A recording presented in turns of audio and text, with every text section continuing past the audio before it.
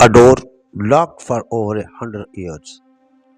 A cold basement, no light, no sound. And on the floor, a pair of old iron handcuffs. No name, no explanations, just silence. One man opened the door, and what he found inside reached all the way to Prince William, and what Prince William saw shocked him to his core. Stay with me. Today's story is different. It is emotional, it is real, it is shocking.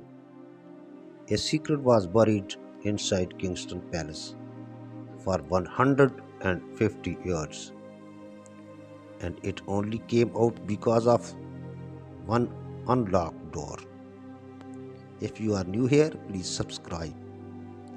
I share true story like this every week. Story that stay with you long after they are over.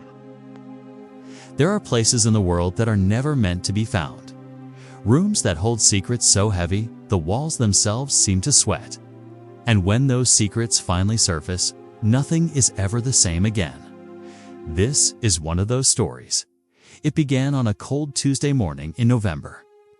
A quiet kind of morning, the sort where the fog sits low over the rooftops and the air smells like rain that hasn't fallen yet. The kind of morning where nothing feels wrong right up until it does. Kensington Palace had seen centuries of silence. Its stone corridors had carried the footsteps of kings and queens, of servants and soldiers, of people whose names history had either immortalized or forgotten.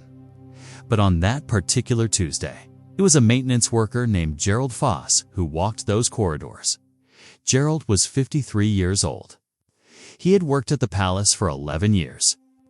He was a steady man, punctual, quiet, the kind of man who never asked questions and never drew attention to himself. He carried his toolbox with two hands and always stopped to nod respectfully at the staff he passed. That morning, Gerald had been called in early. A boiler issue had been flagged in the lower west wing, a part of the building used mostly for storage and utilities. It wasn't a glamorous assignment. It never was. Gerald didn't mind. He made his way down 2 flights of stairs, past a long stretch of stone corridor lit by low fluorescent lights, and through a set of heavy wooden doors that always groaned when you pushed them. He had been in this part of the building many times before. He knew the layout by memory. He knew which pipes ran where. He knew which rooms held what. But at the end of the corridor, past the boiler room, past the old storage units, past a door he had always assumed was a utility closet, he noticed something. The door was open, just slightly. An inch, maybe 2. Gerald stopped. He stood there for a moment, his toolbox hanging from his hand, and stared at the door. In 11 years, he had never seen it open. He had never even seen anyone near it. He had assumed it was locked. He had assumed it had always been locked. He told himself it was nothing. A cleaner, maybe. Someone checking pipes. He turned back toward the boiler room and got to work. But the whole time he was working, tightening valves, checking pressure gauges, writing notes on his clipboard, his eyes kept drifting back toward that corridor, toward that door. Before he left, he walked back to it. He pushed it gently with 2 fingers. It swung open with a low, long creak. What Gerald saw inside that room stopped him cold. It wasn't the size of it, though it was larger than he expected for a utility space. It wasn't the smell, though it was old and heavy. Like stone that hadn't breathed fresh air in a very long time, it was what was on the floor. A pair of handcuffs. Old ones, heavy iron, not modern steel. The kind that hadn't been used in official law enforcement for over 100 years. They were sitting in the middle of the floor, almost deliberately placed, not dropped, not scattered. Set down, as if someone had left them there on purpose. Gerald's throat tightened. He looked around the room. Bare stone walls. A low ceiling. A single rusted hook on the far wall at chest height. Old wooden shelving along one side, mostly empty, except for a rolled piece of cloth and what looked like a leather-bound ledger. Its cover worn and cracked with age. He didn't touch anything. He backed out of the room slowly, pulling the door back to its slightly open position, exactly as he'd found it. He stood in the corridor for a long moment. Then he called his supervisor. If you're the kind of person who believes that some secrets are buried for a reason, stay with us. Because what happened next would reach all the way to Prince William himself. And what he discovered inside that room would shake him to his core. Make sure you subscribe. This story is only just beginning. Gerald's supervisor, a man named David Harrow, arrived within 20 minutes. He was the kind of man who prided himself on calm, on procedure, on never overreacting. He had managed maintenance operations at Kensington for 6 years and had dealt with strange finds before: old furniture, forgotten storage, even a box of wartime letters once. He believed there was always a rational explanation. He believed that right up until he stepped inside that room, David stood in the doorway for a long time without speaking. He looked at the handcuffs on the floor. He looked at the rusted hook on the wall. He looked at the leather-bound ledger on the shelf. And he felt something he hadn't felt in years on this job: unease. He told Gerald to say nothing to anyone. He sealed the door with a temporary lock he carried on his keychain for maintenance purposes. He photographed everything with his phone: the room, the handcuffs, the hook, the ledger, the shelf. Then he walked back upstairs, sat down at his desk, and made a phone call to the palace's head of security. That phone call lasted 47 minutes. By midday, the lower west corridor had been quietly cordoned off. No announcement, no visible police presence, just a single locked door at the entrance to the corridor and a handwritten sign that read, "Maintenance Restricted Access." The kind of sign that nobody questions in a building where restricted access is common, but within the palace's internal network. Word moved fast. A senior household official was briefed by midday. A legal advisor was contacted by 1 in the afternoon, and by 2:30, a decision was made that the matter needed to be escalated to the highest level of residential authority within Kensington. That meant Prince William. He was in a private meeting when the call came. He stepped out, listened, said very little, and then told his aide to clear the rest of his afternoon schedule. Those who were there that day described his expression when he was told as still. Not shocked, not frightened, just absolutely, completely still. The kind of stillness that happens when a person is processing something they are not yet ready to show a reaction to. He arrived at the lower west corridor at 3:30. He was accompanied by 2 senior security advisors and a private secretary. No cameras, no press. The small group moved quickly and quietly through the palace halls in a way that only the most senior staff recognized as unusual. When Prince William walked with purpose and no engagement, no pausing, no greeting, no pleasantries, people learned to look away. David Harrow met them at the sealed door. He unlocked it, led them to the room, stepped back. Prince William walked in alone.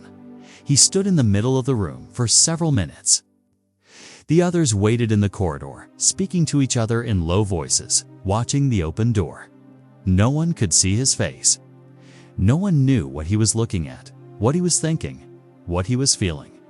When he came back out, he asked for the ledger to be brought to him carefully, with gloves, without breaking the spine. He asked for a preservation specialist to be called in immediately. And then he said something that no one in that corridor expected. He said, "Seal the room. No one goes in until I say so." And I mean no one. Not, "Let's investigate." Not, "Bring in the authorities." Not even, "What do we think this is?" Just, "Seal it. Lock it." Wait, his private secretary later described the moment as one of the most striking of her tenure, not because of what was found, but because of how Prince William responded. She said it was as if he already knew something, as if the room had confirmed something he hadn't been expecting to confront. Nobody pressed him. Nobody asked questions. That was not how things worked at this level, but the question hung in the air of that low stone corridor. As heavy as the old iron handcuffs still resting on the cold floor inside, what did he know? And why did a pair of antique restraints in a forgotten basement make a future king go completely unnervingly quiet? The ledger might hold the answer, but its pages had not yet been opened. A specialist is called to that basement room. She opens an old leather book very carefully. The pages are yellow, the ink is faded, but the words are still clear. They tell a shocking story. People were brought to that room, locked inside, and then a name is found. Agnes Wetmore, just 18-year-old. She worked in the palace. She saw something, and they made sure she could never speak again. Her mother wrote letter looking for her. No one ever replied. The preservation specialist arrived the following morning. Her name was Dr. Eleanor Marsh, a quiet woman in her late 40s with small, precise hands and the kind of eyes that looked like they had spent decades reading things most people were never meant to see. She worked for a private heritage consultancy that had handled royal archives before. She knew how to be discreet. She was taken to the room, given a full briefing on what had been found, and asked to assess the condition of the ledger and oversee its careful examination. She wore cotton gloves. She carried a portable light source and a magnifying lens. She treated the old leather-bound book the way a surgeon treats a patient, with total focus and absolute respect. The room had been left untouched since Prince William's visit. The handcuffs were still on the floor. The hook was still on the wall. Everything exactly as Gerald Foss had first found it. Dr. Marsh spent 40 minutes examining the exterior of the ledger before she even opened it. She noted the type of leather, likely mid to late Victorian. She noted the binding hand-stitched, which suggested it was custom-made, not mass-produced. She noted faint markings on the cover, worn almost completely smooth, but visible under the right light, a small crest or seal pressed into the leather. She couldn't identify it immediately. Then she opened it. The pages were fragile but intact. The ink had faded to a pale brown in places, but the handwriting was clear. A formal, educated script of the kind taught to upper-class men in the 19th century. It was a record of some kind. Not a personal diary. Not letters. More like a log. Dated entries, short and precise, running across what she estimated to be a period of about 3 years, somewhere between the 1870s and 1880s. She read in silence for a long time. What she found in those pages was not scandalous in the way that most people imagine scandal. It was not romantic. It was not violent. It was something quieter and in some ways far more unsettling. The ledger appeared to be a record of detentions. Individuals referred to only by initials who had been brought to the room. The entries noted dates, durations, and brief descriptions of purpose. Words like containment, observation, and management of discretion appeared repeatedly. Some entries noted that the individual had been cooperative. Others noted that additional measures were required. The handcuffs, the hook on the wall, they were not decorative. They were not accidental. This room had been used deliberately, systematically, over a period of years to hold people. To silence them, Dr. Marsh set down the ledger, removed her gloves, and asked to speak privately with the palace's senior legal advisor. That conversation was also not recorded, but what followed was, because within 24 hours, a small team had been quietly assembled. A historian with expertise in Victorian royal household records, a forensic archivist, a legal counsel specializing in historical matters and crown privilege. They were brought together under a strict, non-disclosure framework and given access to the room and the ledger. Prince William was briefed each evening on their progress.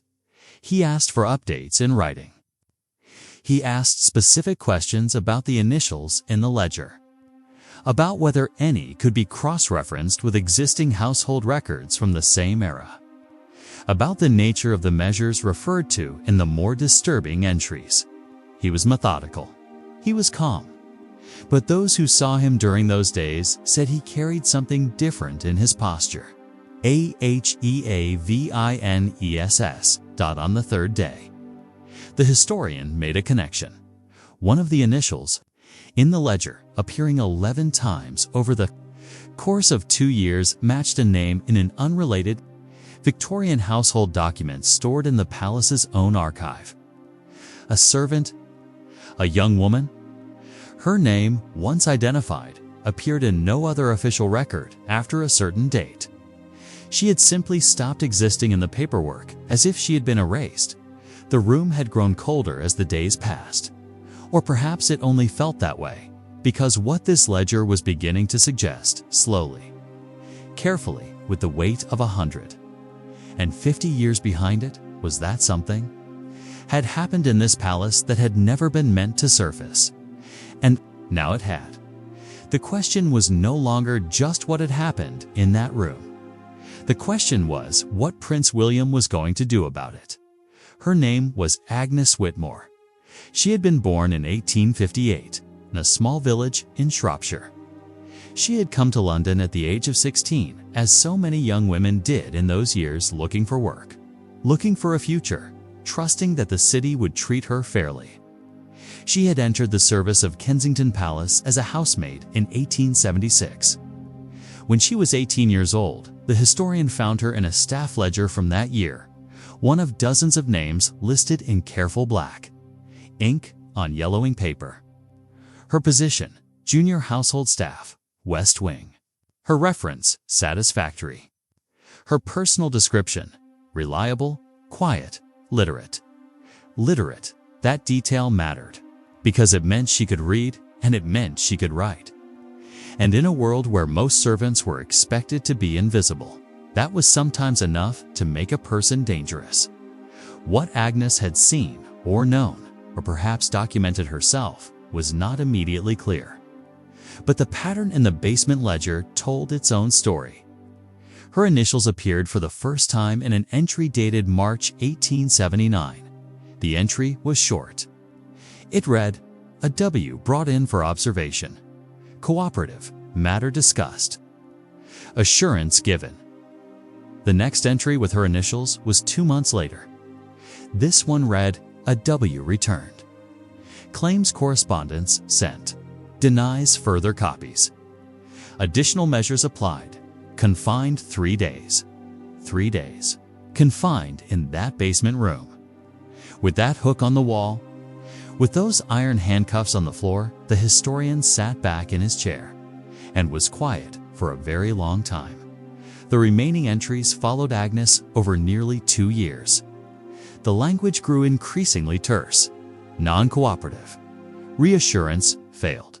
Matter unresolved. The final entry with her initials was dated September 1881. It read simply, "A W matter closed. No further action required." After that, her name appeared nowhere. Not in discharge records.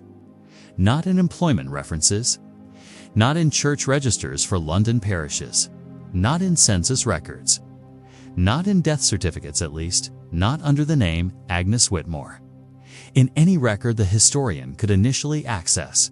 She had been 3 years old when the historian presented these findings to the assembled team. The room was completely silent. Dr. Marsh sat with her hands folded in her lap. The forensic archivist stared at the table. The legal counsel made a note on a yellow pad and didn't look up. Prince William received the briefing that evening. He read the historian's written summary twice. He asked one question: "Is there any indication she survived?" The historian said he was still searching, but the evidence, so far, did not suggest a happy conclusion. That night, a decision was made to expand the search. Genealogical records. Parish logs from outside London in case Agnes had returned to Shropshire. Hospital records from the early 1880s. Any paper trail that could account for a young woman who had simply vanished. From all official record, it took 4 more. Dazed, what they found was not a death certificate. It was something smaller and, in its own way, more devastating. A letter stored not in the palace archive, but in a regional archive in Shrewsbury, part of a collection of donated family papers that had never been digitized, never been indexed, never been read by anyone outside the family that had donated them. The letter was dated October 1881. It was written to Agnes's mother, a woman named Mary Whitmore, widow of Church Lane, Shrewsbury. It was written in a formal hand that was not Agnes's own. It informed Mary that her daughter had taken ill while in service and had been removed to a place of rest for her well-being. It gave no address. It offered no further contact. It was signed with an illegible initial. Agnes's mother had written back. Her reply was also in the file. Unsent, perhaps returned. The letter was short. It said, "Please. She is my daughter. Please tell me where she is." There was no response in the file. The team sat with that for a long moment. A mother's handwriting. A plea that was never answered. A daughter who had seen something, or known something, or written something, and had paid a price that could not yet be fully named. Prince William was shown a photograph of the letter. He stared at it for a long time. Then he stood up, walked to the window, and didn't speak for several minutes. When he turned back, his voice was steady. But something behind his eyes had shifted. "Find out everything," he said. Everything. The room that had been sealed for 150 years had just become the center of something much larger than a maintenance report. And the closer they looked, the harder it became to look away. The archivist finds hidden pages inside the old ledger. Pages sealed on purpose. Behind them, secret payments. Powerful peoples were paid to stay quiet. For over 150 years, it worked. Then Prince William reads everything. He had 2 choices: hide it or face it. What he chooses will stay with you. This is the final part of Agnes Wetmore's story. Let's go. The forensic archivist's name was Thomas Quill. He was a man of 50 who had spent his career examining documents that other people had tried to destroy or hide. He had worked on post-war reparation cases. He had helped identify forged documents in several high-profile estate disputes. He was, by nature and by training, a man who believed that the truth was always in the paper. He was right. But sometimes the truth in the paper is worse than you imagined. Thomas spent 3 days going through the basement ledger with a level of precision that no one else on the team had applied. He cross-referenced dates. He mapped the pattern of entries. He analyzed the handwriting, noting where it changed, where different pens had been used, where the pressure of the strokes became heavier or lighter. Handwriting tells a story too. Most people just don't know how to read it. What he found was that the ledger had not been written by one person. It had been written by at least 3. The primary author, the dominant hand, had written the majority of entries from the beginning through to around 1880. Then a second hand appeared, slightly more hurried, slightly less formal. And in the final months, a third hand, smaller, more cramped. As if the writer was uncomfortable. The third hand had written Agnes Whitmore's last entry. A W matter closed. No further action required. Thomas also found something that the initial examination had missed. The ledger had more pages than were immediately visible. The final pages had been pressed together carefully, deliberately, with a thin layer of what appeared to be a natural adhesive, probably egg white, a common method used in the Victorian era to seal documents without making it obvious they were. Sealed, he separated the pages with the kind of delicate precision that takes years to develop. Behind the sealed pages were 11 more entries, written in the same third hand. But these entries were different. They were not about detentions or observations. They were about payments, amounts recipients referred to by role. Not named the senior aide, the household controller, the legal consultor. Sums of money, paid at regular intervals over the course of nearly a year. Hush money. That was the plain, ugly truth of it. Someone had paid a series of people in positions of authority within the palace, to ensure that whatever had happened to Agnes Whitmore stayed buried. And the payments had continued long after her disappearance. Long after the matter was supposedly closed, when Thomas presented this to the full team. The legal counsel immediately requested that the room be treated as a formal evidence site. She contacted a senior barrister she trusted, someone outside the palace structure, someone with no institutional interest in the outcome, and began a quiet consultation about the legal implications of what they had found. Prince William was briefed the following morning. He listened to the full presentation without interrupting. He asked 2 questions when it was done. The first, are there living descendants of Agnes Whitmore? The second, who are the people receiving the payments? Can we identify them? The historian answered the first question within 48 hours. Agnes had a great-great-granddaughter, a woman in her early 40s living in Bristol. She had no idea that her ancestor had ever worked at Kensington Palace. She had no idea that Agnes had existed beyond a faded name in a family tree that a cousin had once printed out and never distributed. The answer to the second question took longer. The roles listed in the ledger, the senior aide, the household controller, were not unique identifiers. But Thomas was able to cross-reference them with known palace records from that period. With enough cross-referencing, enough time, enough patience, he was able to narrow the list significantly. The names he eventually identified were long dead, but their families were not. Some of those families were still prominent. Some were still connected to institutions that existed today. Some had names that anyone in Britain would recognize. Thomas submitted his findings in a sealed report. He handed it directly to Prince William's private secretary in person. With no copies made, the palace had grown very quiet in those days. The kind of quiet that feels pressurized, like something is about to give, and outside the walls in the world where none of this had yet been made public, life went on completely normally. School runs and morning commutes and evening news and all the small, ordinary things that people do when they have no idea that somewhere beneath the floors of a royal palace, 150 years of silence is finally cracking open. Agnes Whitmore had been erased, but she had not been forgotten.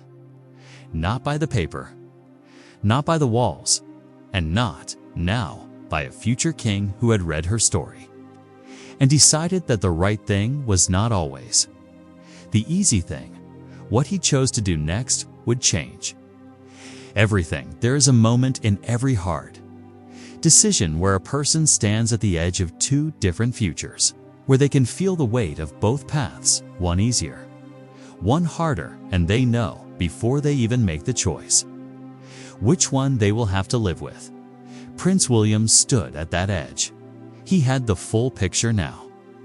A young woman named Agnes Whitmore, silenced in a basement room of her own workplace, likely coerced and almost certainly harmed, her letters to her mother intercepted.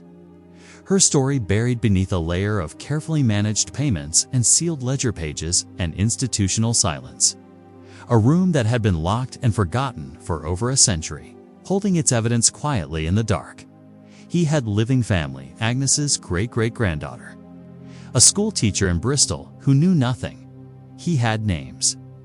Long dead names, but names connected to families still alive, still respected, still holding the inherited shine of positions their ancestors had maintained. Through methods now proven to be criminal, and he had a choice. He could seal the room permanently, commission a private historical review, restrict the findings under heritage protection laws. It would all be legal. It would all be justifiable.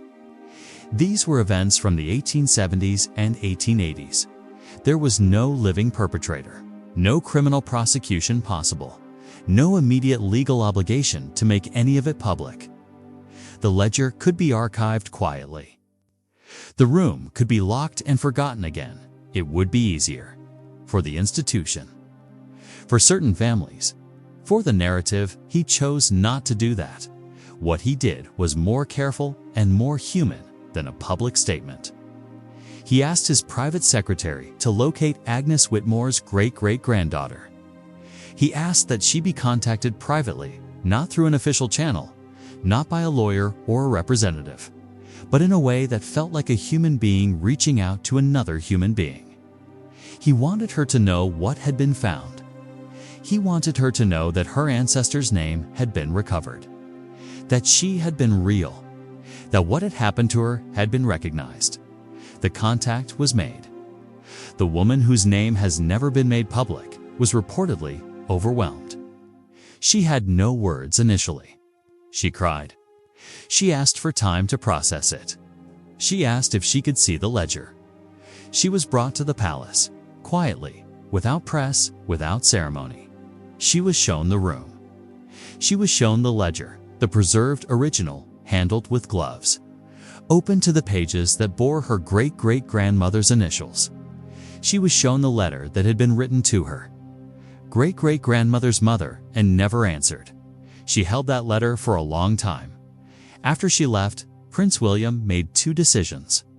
First, he ordered the room to be professionally documented in full, every surface, every object, every detail by a team of heritage specialists, with the complete record stored in the Royal Archive under a sealed quisification that would become publicly accessible in 30 years. Not now, but not never. Second, he ordered the room itself to be permanently sealed. Not forgotten, but closed. Closed with intention. Closed with the understanding that what had happened there deserved to be marked, not revisited. A small brass plate was commissioned, simple, without detail, to be mounted outside the door. It read, "In memory of those whose names were not recorded. Gerald Foss." The maintenance worker who had first opened that door was informed by his supervisor that the matter had been fully addressed at the highest level. He was not told the details. He was thanked. He went back to work the following Monday, carrying his toolbox with two hands. Stopping to nod respectfully at the staff, he passed. He told his wife that evening that he wasn't sure what had happened with that room, but he knew he felt it in his chest that something had changed because of it. He couldn't explain why. He just knew. Agnes Whitmore never made it back to Church Lane in Shrewsbury. She never received an answer to a question she had almost certainly spent years asking. She had been 18 when she arrived at Kensington Palace, full of the same hope that all young people carry when they are new to something, and haven't yet learned where the dangers hide. She had seen something she wasn't meant to see. She had written something she wasn't meant to write. And the institution she worked for had responded with iron and silence. But institutions are not permanent. And silence, it turns out, has a shelf life. A maintenance worker with a toolbox. A door left open by an inch. A ledger sealed with egg white.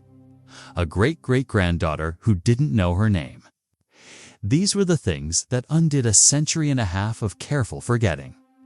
Prince William said very little publicly in the weeks that followed. He appeared at scheduled engagements.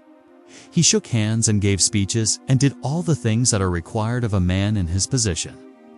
But those who knew him well said he seemed different, quieter in a new way, like someone who had learned something that couldn't be unlearned. Some secrets, when they finally surface, don't explode. they simply settle. Like old stone finding its true level. And in that settling, something shifts quietly, completely, forever. The door to the basement room at Kensington Palace is sealed now. Behind it, the iron handcuffs still rest on the cold stone floor. The hook is still on the wall. The ledger is gone, carefully preserved, carefully stored, but the room remembers. Rooms always do. Agnes Wetmore was forgotten for 150 years, but not anymore. Her story is out now, and it will never go back into the dark. If this story moved you, please share it. Someone you know need to hear it. Like this video, it helps more people find this story. Please subscribe if you have not already. I will see you in the next one. Thank you for watching.